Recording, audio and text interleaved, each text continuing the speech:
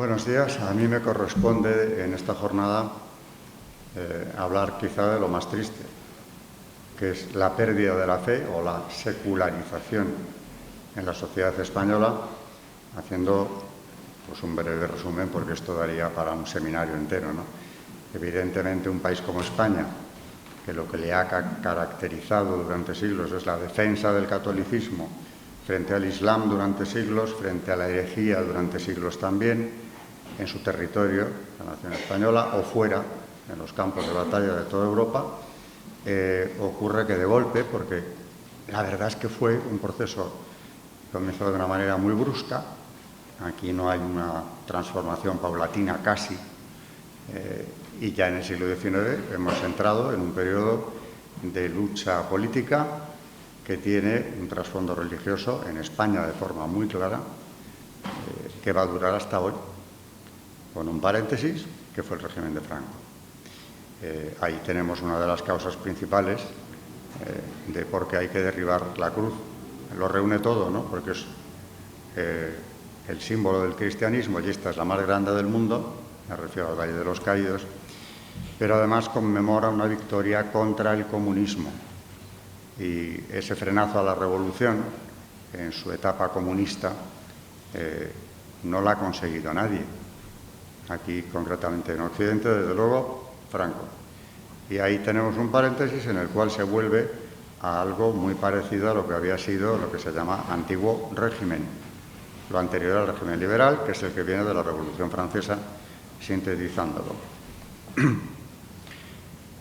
Como digo, España, que es la nación que lo dio todo por un ideal. Cuando digo todo, aquí podemos englobar intereses materiales, geoestratégicos, cualquier clase de interés terrenal, estaba supeditado a la defensa de la fe. Era un país forjado en los siglos de la Reconquista, la evangelización de América, con una misión muy clara. Era evidentemente notorio en los españoles de la época del siglo XVI, XVII también, incluso en los anteriores siglos, que se sentían emisarios o receptores de una misión divina, y de ahí el espíritu mesiánico que tanto se ha achacado a los españoles, pero que no carece de fundamento ni mucho menos. En los siglos del gran esplendor español en lo político, en lo territorial, ¿no? El imperio, me refiero al imperio en Europa, no solamente el imperio americano y demás territorios de España. Tenemos una guerra de religión, bueno, varias, pero la definitiva, la guerra de los 30 años, le voy a ceñir solo a una anécdota, tiene 4 periodos y cada uno de ellos lleva el nombre del jefe protestante, el que dirigía las huestes protestantes contra el emperador católico, siempre un miembro de la Casa de Austria, rama segundogénita, la primogénita era la de España. Los 2 primeros periodos, el palatino y el sueco, los gana España, porque hablando claramente, quien sostiene a las armas del emperador, que tiene un ejército mucho más débil, es el rey de España, sea quien sea. Van sucediéndose durante años las generaciones, los reyes, pero es que era una causa del pueblo español. Gobernantes y pueblo estaban totalmente de acuerdo con que todo debía quedar supeditado a la victoria católica, al frenazo a la expansión del protestantismo, que es lo que se estaba dilucidando en esta guerra. 2 periodos que gana el primero de los jefes del bando protestante, el palatino. El príncipe palatino pierde sus estados, además, ocupados por los tercios de infantería español. El segundo pierde en el periodo danés, perdón, antes del sueco está el danés, también sus ducados en la frontera con Alemania, y tiene que retirarse derrotado por los mismos ejércitos españoles. El tercer periodo, pues aquí la cosa se agrava porque el jefe es el rey de Suecia, Gustavo Adolfo, y por eso se llama periodo sueco, que se pierde hasta la vida. Y parece que ya después de esto no va a haber nadie que, con entidad suficiente como para ofrecerle la jefatura protestante. Y da la cara a Francia, un príncipe de la Iglesia, precisamente dirige sus destinos entonces, el cardenal Richelieu, que sin mediar casus belli ninguno, aunque había estado por detrás apoyando a los protestantes franceses desde el principio, aquí ya declara la guerra a España de forma abierta, y sí, claro, con esa guerra que invade el territorio español y provoca una guerra civil dentro de España, ahí sí, viene el trágico año de 1640 y empieza la famosa decadencia, que de todas formas fue parcial, porque España sigue teniendo un peso en el mundo enorme. Pero, como digo, esta guerra en la que lo que estaba en juego era la victoria católica o de la herejía, o diferentes herejías que se habían ido extendiendo del protestantismo, es una guerra que la va ganando España hasta que de una forma bastante astuta e inicua, pues le meten la guerra en su propia casa. Y ese país, que como digo, lo ha dado todo y nunca se lamentó de pérdidas materiales, ni de hombres, ni de nada, en defensa de la fe, tiene un siglo XVIII donde ya se empiezan a notar los efectos, como no, de la Ilustración. La Ilustración es la gran enemiga del catolicismo y, en realidad, hablando en un sentido amplio, podríamos decir que del cristianismo también. No me voy a extender aquí hablando del pensamiento ilustrado, pero con dar un repaso a la enciclopedia y sus principales autores, de los que colaboran en esta obra, pues nos encontramos con que hay un rechazo claro a la revelación. Y eso ya no solo afecta a los católicos. De manera que todo el siglo XVIII lo que está preparando es una gran revolución, una conmoción social que tiene como objetivo pues lo que tenían las logias masónicas, que nacen al tiempo que aparece la Ilustración. Arrancar de Europa la raíz cristiana hasta sus cimientos. León XIII, en 1884, en Humanum Genus, lo dice así: el último designio de la secta es destruir hasta sus cimientos toda la construcción religiosa y civil levantada por el cristianismo. Eso venía desde principios del siglo XVIII. Se va radicalizando, se nota mucho más, claro, en otros países. En España hay atisbos, porque España no vive aislada, tampoco tiene ya, siendo una gran potencia, aún en el XVIII, pero no tiene el protagonismo que había tenido en el siglo anterior, pero le llegan ecos de aquello. ¿Qué destacaría yo del XVIII? Bueno, aquí no hay una ilustración impía, atea, contraria a la fe, como es la francesa, la inglesa y todas las demás de Europa, todas, sin excepción. No hay un Rousseau que venga a decirnos que la única fuente de legitimidad son los acuerdos, es decir, negando, por supuesto, cualquier derecho divino y la ley de Dios. Aquí no hay nada de eso, pero sí hay una ilustración muy crítica con todo, critican ya por manía casi. El padre Feijóo es un ejemplo, pero es ya que la Ilustración la inicia un sacerdote. Y a partir de ahí vamos viendo un cierto cambio, pero no es profundo. La sociedad española sigue siendo profundamente católica, lo son la mayor parte de sus gobernantes y lo son los reyes. Carlos III mantiene en eso la piedad de sus mayores y, sin embargo, es utilizado, engañado incluso de manera bastante vil, por los enemigos de la Compañía de Jesús para conseguir su objetivo, que era primero la expulsión y finalmente la disolución, que es lo que les interesaba. ¿Por qué? Porque aquellos jesuitas eran todavía el ejército del Papa y había que acabar con esa orden, que era la única capaz de dar la batalla a la Ilustración, incluso en el plano intelectual, en la enseñanza también, había que acabar con ellos como fuera. Bueno, pues Carlos III se dejó manipular, pero la disolución de la Compañía es una conspiración que surge, curiosamente, en las cortes católicas europeas. Primero se da el primer golpe en Portugal, Francia con el duque de Choiseul, Nápoles, donde había reinado antes precisamente el mismo rey, Carlos III. Ahí sí que hay un fermento claramente anticristiano en esos ministros, que son todos ellos lectores de la enciclopedia. Aquí no. Pero tenemos los suficientes gobernantes impíos como para que se lancen al asalto de la Compañía y consigan finalmente que sea disuelta en 1773 por el propio Papa, sometido a una presión terrible y que además sale de un cónclave que se llama el cónclave vergonzoso, porque de lo que se trataba era de elegir un papa manejable, con este único objetivo. O sea que en España incluso sí se ven atisbos de que este siglo XVIII viene preñado de peligros de la mayor entidad, porque estamos hablando nada menos que de la fe. No es una cuestión secundaria, ni como en otros tiempos de intereses políticos nada más. Es algo más grave. Pero si tenemos que hablar de la descristianización en España, hay que destacar una idea clave a mantener durante todo el discurso, que es que la descristianización en España viene de fuera. Sistemáticamente viene de fuera. Primero, cuando España pudo, derrotaba a los herejes, a los impíos, en sus propios territorios. Cuando ya no está en condiciones de hacerlo y Europa ha cambiado demasiado como para hacer esto, incluso están jugando con la monarquía española, como acabo de explicar, España parece como que se retrae, aunque el espíritu misional de España y de la propia corona en América se mantiene intacto. No hay más que ver lo que pasaba allí, quitando la catástrofe, que lo fue, de la disolución de los jesuitas allí. Pero la agresión, la gran agresión que va a cambiar de rumbo a España en todos los sentidos, y en el espiritual concretamente, que es de lo que hablamos aquí, es la invasión napoleónica.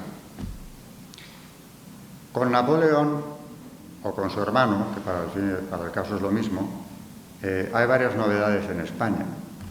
En primer lugar, la dinastía legítima ha sido realmente secuestrada y retenida en ese secuestro durante toda la Guerra de la Independencia. La verdad es que no estuvieron a la altura, ni mucho menos de enemigos de ese porte.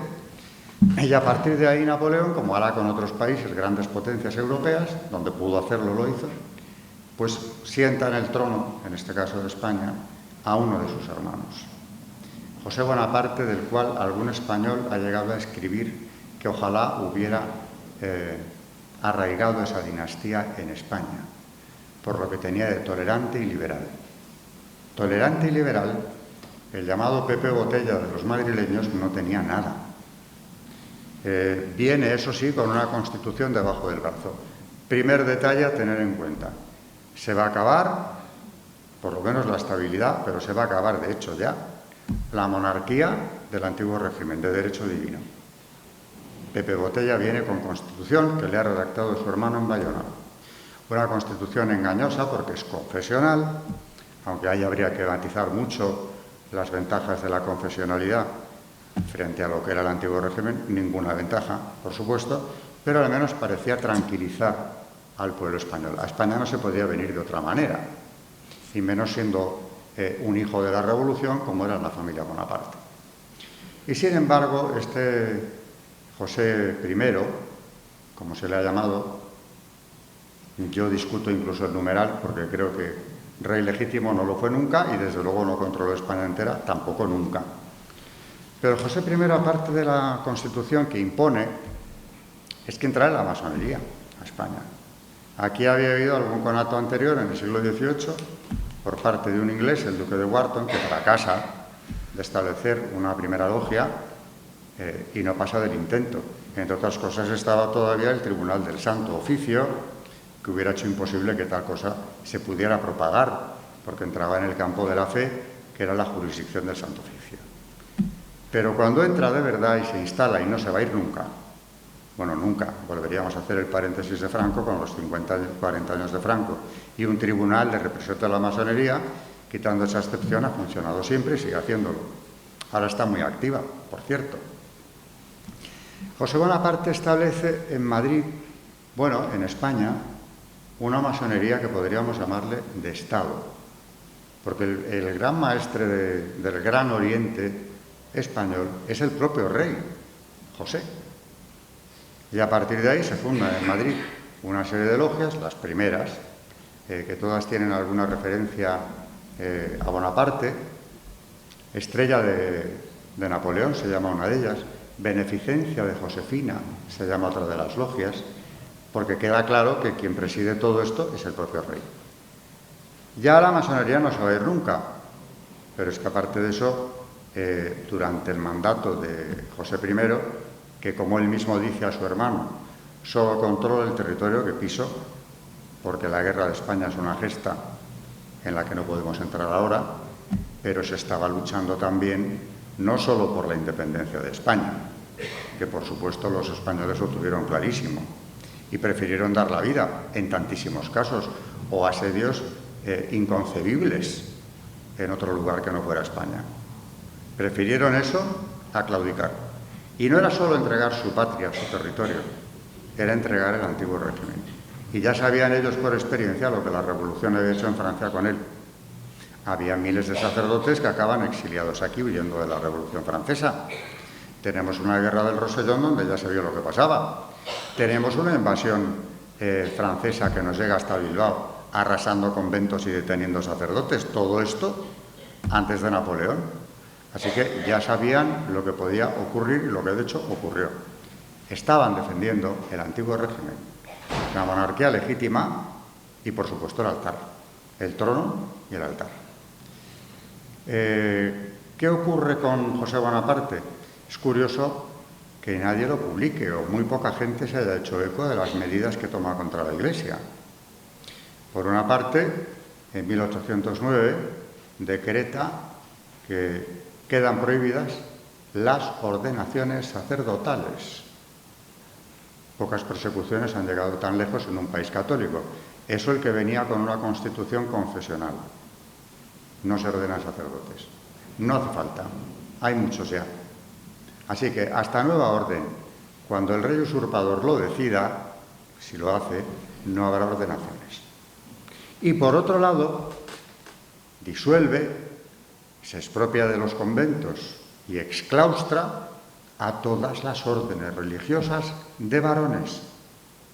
Con lo cual, en la católica España, por primera vez, se contempla el espectáculo increíble de miles de frailes que van buscando asilo. ¿Qué ocurre?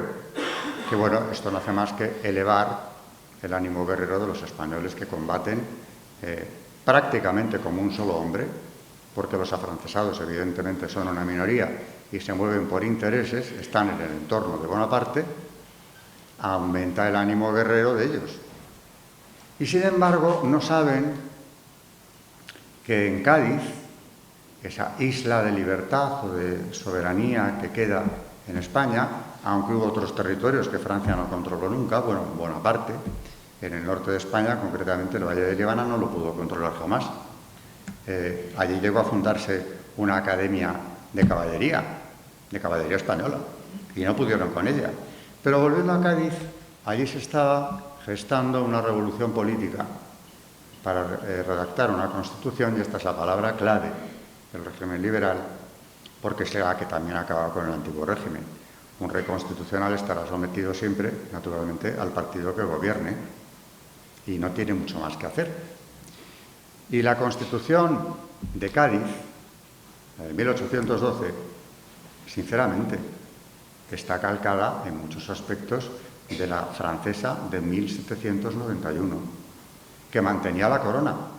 De momento, al año siguiente lo quitaron y le cortaron el cuello, pero mantenía la corona cuando se aprobó. De hecho, la tuvo que sancionar el propio Luis XVI. La de Cádiz no es tan distinta. Lo que es muy distinto es el país.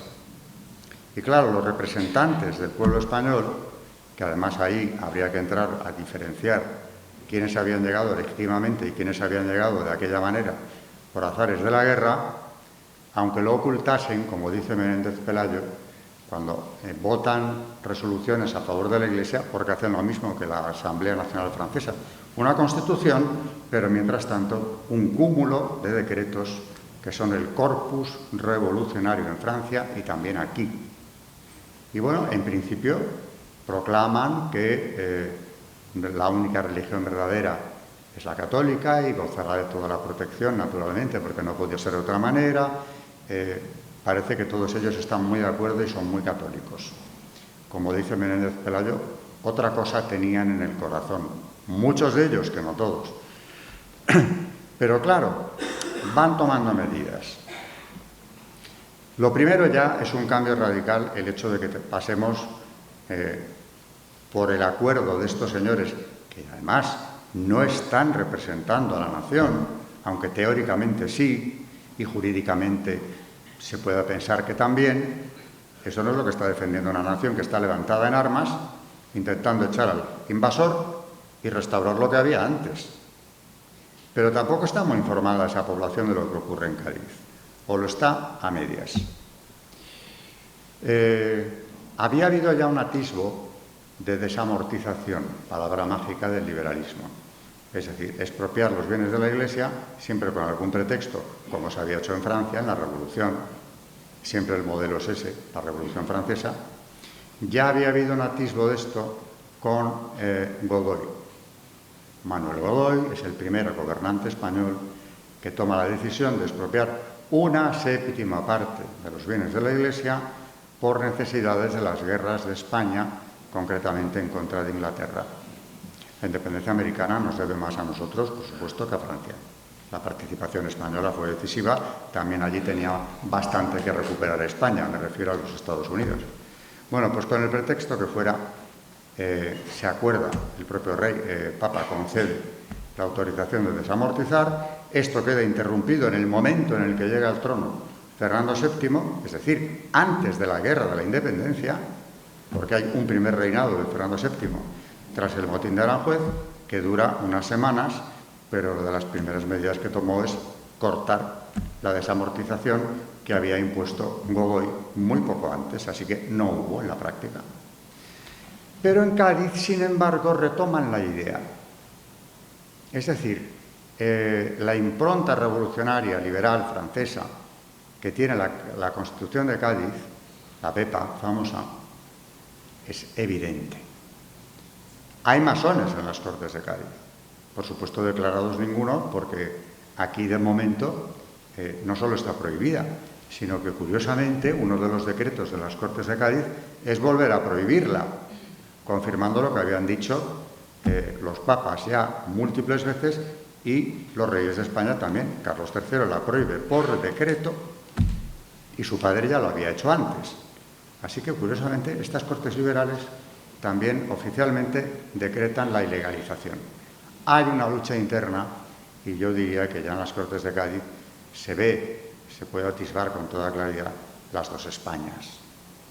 Pero claro, hay que pactar, hay que llegar a aprobar la Constitución, porque eso es lo principal. Si no hay Constitución no podemos continuar con la revolución política, así que tenemos que redactar una, y cuando se vayan los franceses y nos quedemos con quien sea, en principio, claro, con el rey que está en el exilio, Fernando VII, detenido en Valencia, cuando vuelva se va a encontrar con esto. Así que no va a poder reinar como su padre y su abuelo, etcétera, etcétera. Reinará como reina un rey constitucional, como José Bonaparte, y hará lo que los liberales o los que estén en el poder queramos que haga. Cuando vuelve, y seguimos hablando de descristianización, no la firma. Directamente dice que no. Se encuentra con una gran mayoría que le apoya. Tenemos el manifiesto de los persas, que entre los que lo firman, diciéndole que por favor no cometa semejante locura. Y no la firma. Pero es que uno de los firmantes de ese manifiesto era el que presidía las Cortes de Cádiz en una de sus sesiones. Ni él era partidario de que la Constitución se aprobara. Y por supuesto el ejército le apoya en una gran mayoría, aunque también hay que decir que la revolución liberal en España va a correr en buena medida de la mano del ejército. El ejército va a ser el primer núcleo de liberalismo, curiosamente, que va a introducir el nuevo régimen en España. Algunos habían sido prisioneros de Napoleón, pero en Francia. Y por lo que sea, cuando vuelven, son otros completamente distintos.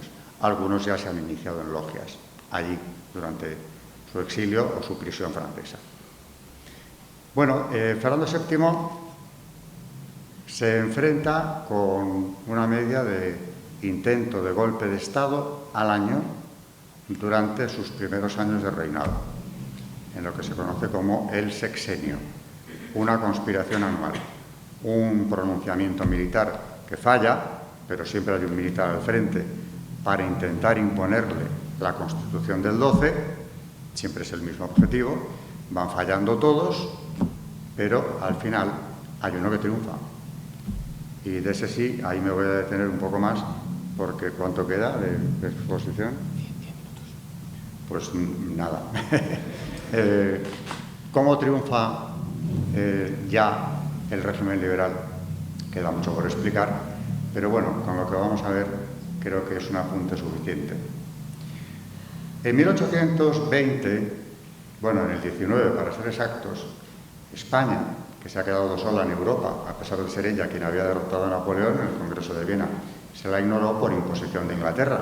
A Inglaterra no le interesa nada que España recupere las provincias de ultramar, que han aprovechado la guerra de independencia para, unas más que otras, irse independizando. Fernando VII ha enviado allí una primera expedición. Hay un general Morillo que tiene un éxito notable. De hecho, consigue restaurar todo el virreinato de Nueva Granada, conquistando además Cartagena de Indias. Pero claro, faltaba todavía algunos puntos clave por conquistar en el Río de la Plata especialmente. Es decir, era necesaria una segunda expedición. Pero las cosas en América, para España, iban francamente bien en 1819, por más que nos cuenten lo que se quiera. Aquí tendríamos que hacer una nueva referencia a la masonería y su intervención en las independencias de los virreinatos españoles. En 1819, Fernando VII consigue reunir trabajosamente, en una España que ha quedado arrasada económicamente después de la guerra, una segunda escuadra que tiene que partir de Cádiz, camino de América, para rematar lo que Morillo había conseguido allí. Y esa escuadra, que ha pasado a la historia como una escuadra de héroes, porque lo que hicieron fue una revolución, es una escuadra de miserables traidores. A la cabeza siempre aparecen dos personajes cumbre, ¿no? Riego, sobre todo, que llega a general precisamente por este golpe, y Quiroga, masones los dos. Van a ser premiados, sobre todo Riego, que es el que da la cara más a menudo, con el maestrazgo, nada menos, del Gran Oriente de España, jefe de la masonería, después del golpe del 20. Durante varios meses, aquel ejército no parte hacia América. Lo que hacen es, los oficiales sublevados, tratar de levantar guarniciones en Andalucía, sin éxito. Llegan hasta el norte. En Zaragoza consiguen ya algún éxito. Pasan 3 meses. Se ha leído un manifiesto en el que engañan a la tropa diciéndole además que nuestros hermanos de América no quieren la independencia. Eso es falso. Que lo que quieren es la libertad. Manipulación absoluta. Lo que quieren es lo que quieren las logias que han puesto en marcha aquello. Las de Cádiz, por cierto, combinadas con las de América. Por fin, en marzo, después de 3 meses de intentonas, el ejército de Cádiz, que no partió nunca hacia su destino, con lo cual, insisto, en el título de traición suprema a la patria por parte de aquellos oficiales, no se puede calificar de otra manera, porque claro, el resultado, primer resultado, América se pierde. Sin esa segunda expedición se pierde. Todavía tardará un tiempo, pero se pierde, inexorablemente. Y segunda consecuencia del pronunciamiento de las cabezas de San Juan, que es donde se levanta Riego, es que se impone por primera vez el régimen liberal en España. Entran en Madrid, le imponen a Fernando VII la jura de la Constitución, por fin la de Cádiz se convierte en Constitución vigente, el rey se pliega y se encuentra en una situación similar a la de su pariente Luis XVI en Francia durante la Revolución. La situación va copiando todo lo de Francia. Aquí en Madrid se levantan las milicias nacionales, que son la guardia de la Revolución. Y, como tenemos que hablar sobre todo de religión y nos quedan unos minutos, lo más interesante. ¿Qué hacen los gobernantes durante el llamado trienio liberal? Concretamente en el primer año del trienio ya. Todos ellos son gente que ha estado en prisión, porque son algunos de los doceañistas, redactores de la Constitución del 12, liberales todos, encarcelados por Fernando VII, pero que ahora en cambio los tiene como ministros. no tiene elección tampoco, ahí se ve claramente, ¿no? Bueno, pues en el primer año del trienio liberal nos encontramos con que los nuevos gobernantes de España expropian prácticamente en su totalidad todos los monasterios. Todos los monasterios. Empiezan como en Francia, por el clero regular. Pero aquí hay un matiz más. Van concretamente a los contemplativos. O sea, estos son creyentes y saben que la oración es eficaz. De manera que lo que hay que suprimir, pero inmediatamente, son los monasterios. Dejan una lista de 8, por razones históricas les conviene que sigan habitados y mantenidos por la comunidad religiosa que se ocupe de eso, porque mantener aquello, si no, va a ser un gravamen para el Estado, como los monasterios de El Escorial, Guadalupe, Poblet, los más históricos, los más importantes, además, desde el punto de vista artístico. Pero expropian y exclaustran 290 monasterios, es decir, la casi totalidad. Y en cuanto a conventos, porque también van a por los frailes, más de la mitad de los conventos que había en España. Más de 1.700 conventos quedan expropiados, es decir, sin ningún bien, sin la menor indemnización en ningún caso, ni en monasterios ni en conventos, y los frailes, pues como en tiempos de José Bonaparte, a la calle. O sea que el primer ataque contra el clero regular, igual que en Francia. Pero tampoco se vio libre del ataque el clero secular. Naturalmente hubo protestas de los obispos y del propio nuncio apostólico, que fue expulsado de España. Desterrados 8 obispos también. Estamos, por cierto, en el presente en una situación que nos recuerda aquello, ¿no? Cuando al gobierno no le gusta un obispo, lo pone fuera, o un prior, como es el caso actual. Como este no nos conviene nada, que se marche. O sea que la jurisdicción eclesiástica desaparece por completo y si nos situamos en el más rabioso presente, los acuerdos Iglesia-Estado pues también se pisotean. Porque en el caso del Valle de los Caídos, la jurisdicción del prior ha sido tan pisoteada como que primero no se le tuvo en cuenta para profanar la tumba de Franco, contra su voluntad y contra su autoridad, que la tenía, y finalmente se le ha puesto fuera de su casa, también porque el gobierno lo ha dispuesto así, en una negociación en la que no voy a entrar ahora, pero que viene a recordarnos bastante el precedente del trienio liberal. 8 sacerdotes, obispos desterrados, y uno, Monseñor Strauss, obispo de Vic, asesinado, fusilado, junto con otros 10 sacerdotes de Manresa, cuando era conducido a la prisión por realista. Realistas, como llamaban a los monárquicos entonces, porque ocurrió que en España se levantan las partidas de realistas, voluntarios por el rey, para combatir por la restauración del antiguo régimen, que vienen a ser muchas veces los mismos jefes que habían combatido en la guerra de la independencia. Y está ya aquí en España una guerra civil, resumiéndolo mucho. Tenemos hasta una regencia, como no reconoce el poder naturalmente establecido en Madrid, y el rey está secuestrado. De hecho, sus ministros, las Cortes, le incapacitan, declarándole demente. Pues hay una regencia en Urgel, que representa a la España insurrecta que defiende el antiguo régimen de nuevo. Guerra civil. Bueno, pues a Monseñor Strauss le acusan, sin juicio, por supuesto. Esto es un paseo que también nos presagia lo que ocurrirá con buena parte del clero en el siglo XX. Sin juicio de ningún tipo, el obispo de Vic es fusilado por orden del lugarteniente del general Espoz y Mina, que pasó de guerrillero a general, liberal siempre, y que en ese momento controlaba Cataluña, donde la guerra era especialmente dura. Así que a los realistas hay que matarles, lleven sotana o no la lleven.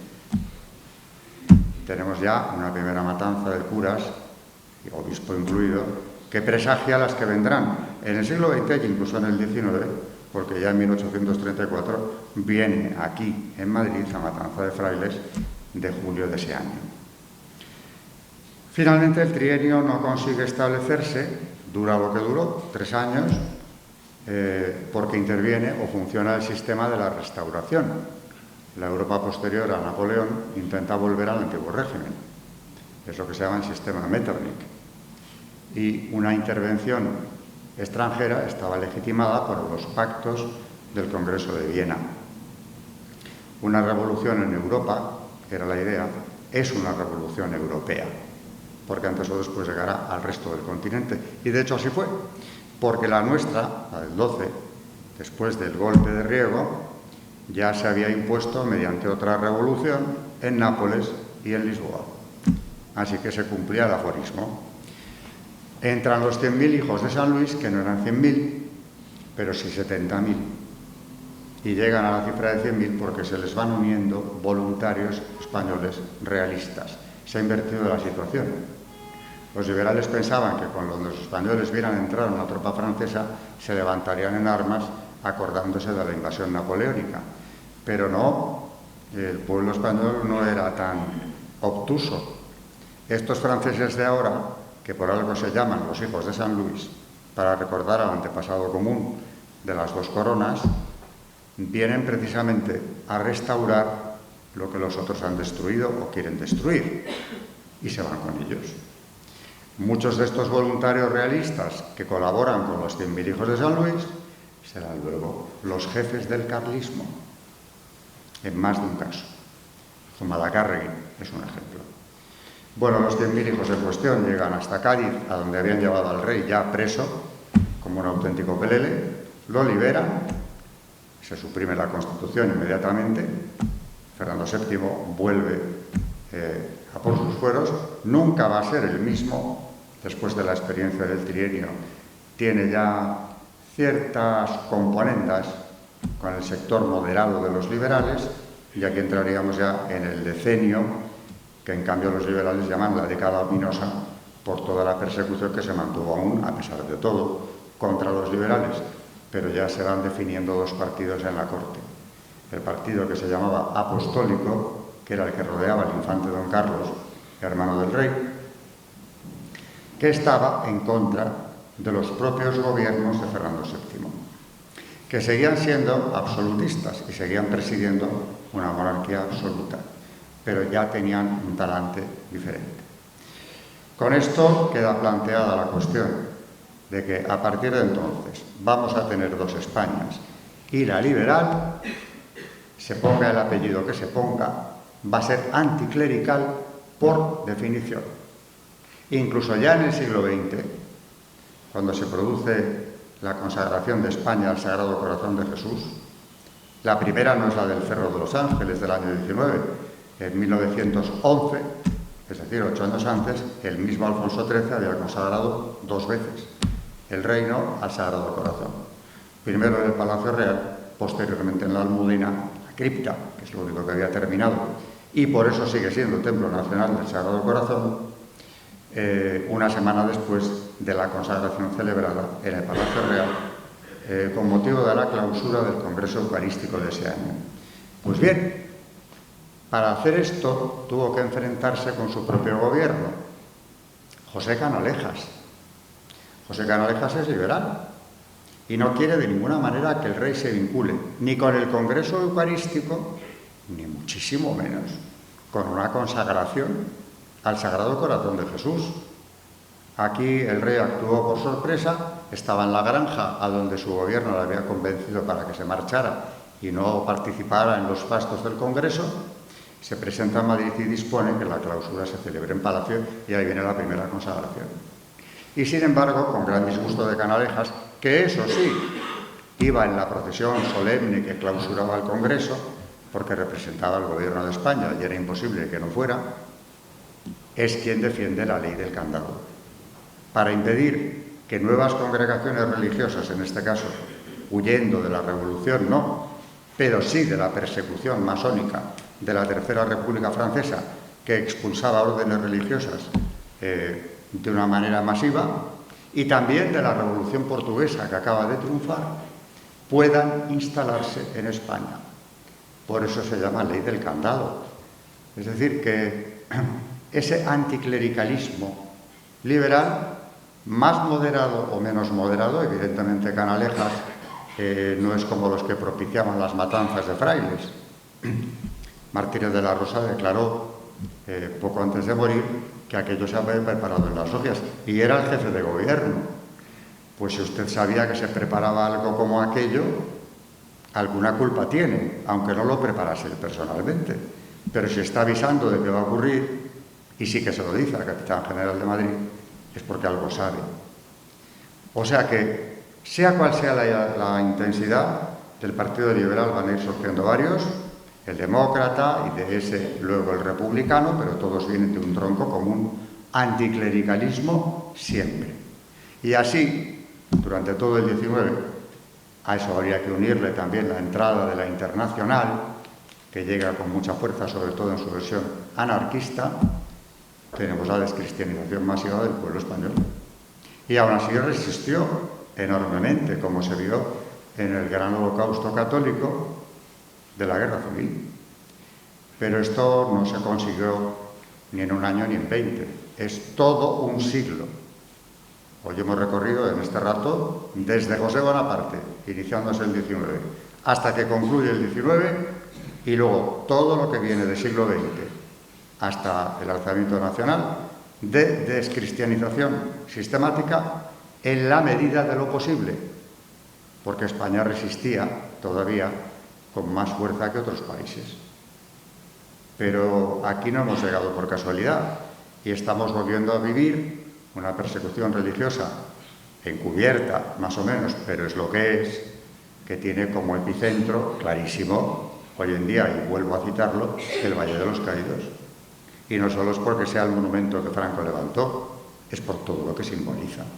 Allí está representada la España católica, la mayor cruz del mundo, por cierto, y todo lo que quieren destruir. Si consiguieran lo que llaman resignificación, Dios no lo quiera, habría sido una gran victoria de los enemigos de la Iglesia. Y con esto podemos terminar ya, o debemos terminar ya la intervención.